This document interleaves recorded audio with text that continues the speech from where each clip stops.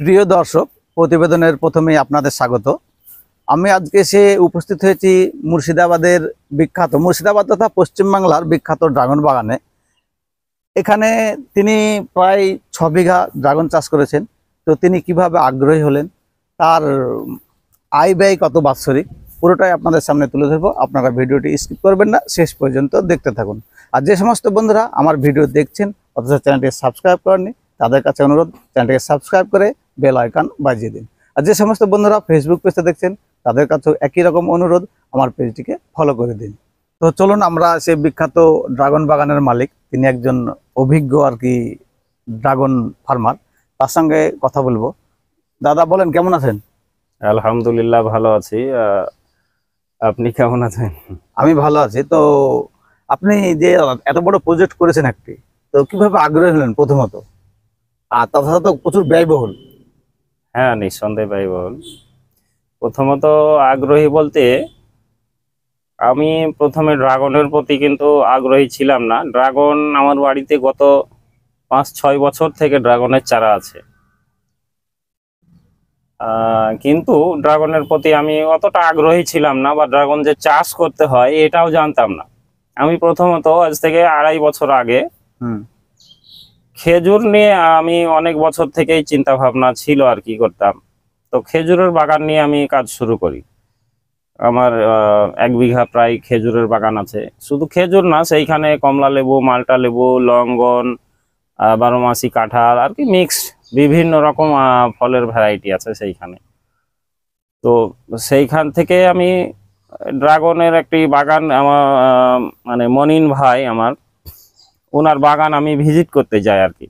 মানে ফলের বাগান হিসাবে আর কি পরিচয় হয় তার সঙ্গে। যখন তার ওইখানে যাই, ও আমাকে ড্রাগনের গল্প শোনায়, দেখি আমি নিজের চোখে যে চাষ করে খুব লাভবান হওয়া যায়।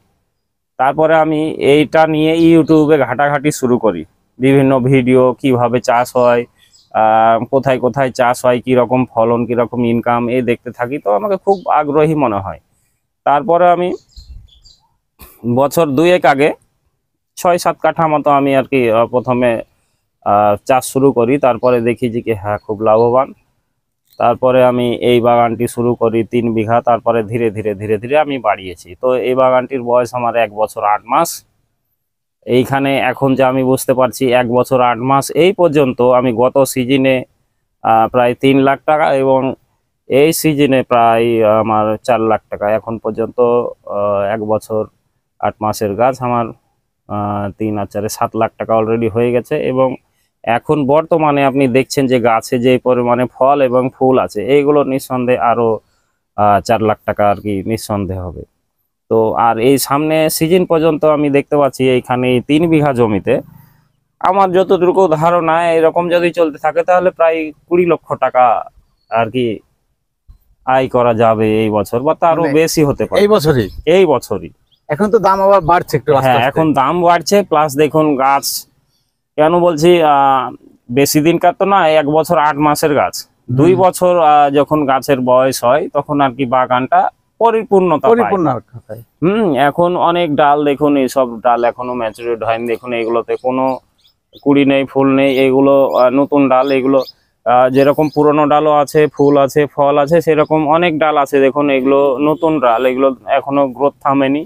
এইসব ডালে এইসব ডালে কিন্তু ফুল আসবে 1-1.5 মাস 2 মাস পরে। তখন কিন্তু এখন যে পরিমাণে দেখছেন তখন কিন্তু আরো বেশি হবে। তখন আমি গত পালিতে যেরকম 2 লক্ষ টাকার বিক্রি করেছি, এই একটা পালি চলছে অলরেডি। আর এখন যে ফুলটি আছে এটি আশা করছি এটি প্রায় 3 লক্ষ টাকা হবে, সামনে হয়তো আরো বেশি হবে।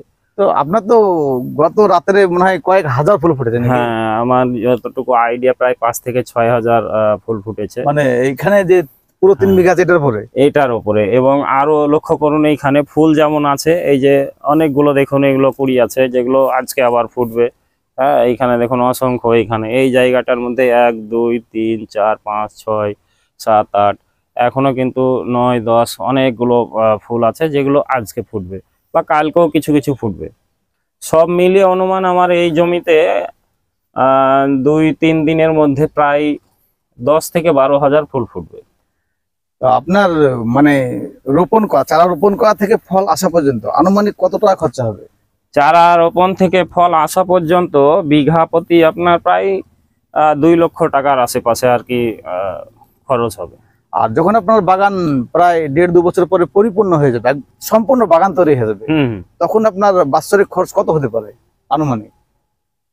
মানে আপনার তো খরচটা তো অ্যাকচুয়ালি প্রথমে হয়। হ্যাঁ, এখন দেখুন, এখন কোনো খরচ নেই। ওটাই তো বলছি, পরিপূর্ণ হওয়ার পরে এখন কোনো খরচ নেই, শুধু মাসে হয়তো একবার হালকা রাসায়নিক আর আমরাকে মানে যেগুলো ফাঙ্গিসাইড এবং কিছু স্প্রে সার, আমরা মাইক্রোনিউট্রন যেগুলো বলি, যে বিভিন্ন রকমের স্প্রে সার পাওয়া যায়, সেইগুলো আমরা দিই। এনপিকে এর বিভিন্ন ধরনের পাওয়া যায়, এক এক অনুপাতে পাওয়া যায়। তারপরে 19-19, 20-20 এইরকম আরো বেশ কিছু সার আছে। তো তাহলে ওটা বলতে চাইছি যে আপনার তখন বছরে কত টাকা খরচ হবে আনুমানিক? মানে পরিপূর্ণ বাগান তৈরি হয়ে গেছে, আপনার তো সব খরচ হয়ে গেছে, তারপরে 1 বছরের খরচা কত হতে পারে এই সার ম্যানেজমেন্টে? হ্যাঁ, সার ম্যানেজমেন্টে কত খরচ হবে? হয়তো মাসে বিঘা প্রতি যেগুলো দিই আর কি, সেগুলো 1.5 থেকে 2,000 বা 3,000। আর তাছাড়া এত লেবার লাগবে, মানে পরিচর্যার জন্য আরো কিছু পরিচর্যার জন্য লেবার লাগবে, ফল উঠানোর জন্য লেবার লাগবে। এগুলো নিজে করতে পারলে ভালো। এগুলো নিজে সম্ভব না, আপনার তো প্রায় এখানে 3 বিঘা, আদার্স আরো 2 জায়গায় আছে। না, আমার কথা বলছি না আমি, যারা যাদের আছে বা যারা করতে আগ্রহী তারা নিজে করলে ভালো। তাহলে খরচাটা বেঁচে গেল আর কি। হ্যাঁ, বেঁচে গেল। মেহবুব ভাই ড্রাগন চাষ সম্বন্ধে আপনাদের সামনে বিস্তারিত জানালেন, সেজন্য আমাদের চ্যানেলের পক্ষ থেকে তিনাকে অজস্র অভিনন্দন ও ধন্যবাদ।